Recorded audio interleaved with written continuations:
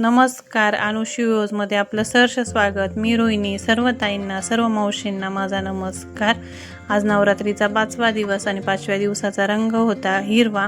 मी मस्त हिरव्या कलरची साडी वेअर केलेली आहे आणि आता आम्ही चाललोय चिंधादेवीच्या दर्शनासाठी। चिंधादेवीचं मंदिर हे एअरफोर्समध्ये आहे, त्याच्यामुळे एअरफोर्समध्ये भरपूर अशी झाडं आहे। कोणीतरी VIP गेस्ट येत होतं, ते ओझर विमानतळ तिथे उतरले असतील प्लेननी आणि आता 4 व्हीलरनी ते चालले होते। आम्ही पण रस्त्याने चाललो होतो, त्याच्यामुळे त्यांच्या पण 4 व्हीलरचा व्हिडिओ आलाय। कोण चाललं होतं मला काही माहिती नाही, पण चालले होते गेस्ट कोणीतरी। आता आम्ही मंदिरात जवळच आलोय। हे मंदिरातली तुळशी वृंदावन, हे मोठं पिंपळाचं झाड आहे, त्याला पण लाईट म्हणजे हे लावलेलं आहे लाईट ना, त्याच्यामुळे खूप छान दिसत होतं। आणि चिंधादेवीचं मंदिर एअरफोर्समध्ये सर्व झाडच आहे आजूबाजूला आणि मध्ये मंदिर आहे, त्याच्यामुळे खूप छान दिसतं आणि मंदिर पण छान आहे। चिंधादेवीचं असं महत्त्व आहे की तिथे आपली इच्छा सांगून जर चिंधी बांधली, छोटासा वस्त्र नवीन, तर आपली इच्छा ती पूर्ण होते, असं चिंधादेवीचं शास्त्र आहे। त्याच्यामुळे खूप साऱ्या महिला इथे चिंध्या बांधतात। ह्या सर्व चिंध्या दिसत आहे आणि देवीचं नाव पण चिंधादेवी आहे। ही पिंड आहे, हे ज्या भाविकांनी धान्य आणलेलं असं ओटी भरून ते ठेवलेलं होतं। हे मंदिर आहे, मंदिर चिंधादेवीचं खूप शांत आहे। तिथे वातावरण ते एकदम शांत असतं, कारण ते एअरफोर्समध्ये ना, मग पूर्ण शांतता असते आणि खूप पक्षी वगैरे सर्वच आहे तिथे। ही चिंधादेवी त्या दर्शनासाठी आज आम्ही आलेलो होतो। तिथे दुर्गा सप्तशती पाठ पण चालू होता, पण आम्ही गेलो तेव्हा तो नेमकाच संपलेला होता।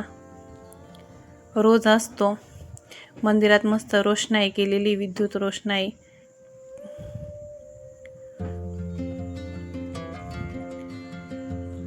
छान असं मंदिर आहे। दर्शन घेतलं। हा पाठीमागचं मंदिरात मस्त गार्डन केलेलं आहे।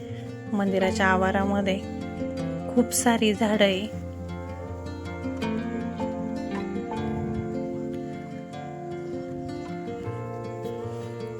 हे इतके सर्व झाड आहे ना, त्याच्यामुळे इथे आहे ना मोर वगैरे सर्व दिसतं। पुढे व्हिडिओमध्ये तुम्हाला मोर पण दिसतील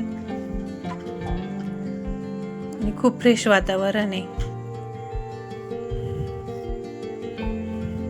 इथे महिलांनी घट बसवलेले चिंधादेवीच्याच मंदिरामध्ये, दरवर्षी बसवतात। छान असं धान्य उतरलेलं आहे। भरपूर महिला घट बसवतात। इथे छोटेसं तळ केलेलं आहे, त्याच्यामध्ये मासे आणि कासव पण आहे। चिंधादेवीच्या मंदिरामध्ये आहे ना, हे तळ पण खूप छान केलेलं आहे आणि चिंधादेवीच्या मंदिराचा परिसरच खूप छान आहे आणि केलेलं पण खूप छान आहे। मंदिर बांधकाम पण खूप छान आहे, एअरफोर्समध्ये केलेलं, पण पूर्ण झाड आहे आणि मध्येच मंदिर आहे, त्याच्यामुळे ते खूप छान वाटतं। आणि कासव तर मी बघतच राहिली किती वेळ, कारण आता फारसं आपल्याला पाहायला भेटत नाही आणि एकदम समोर आल्यानंतर छान वाटतं।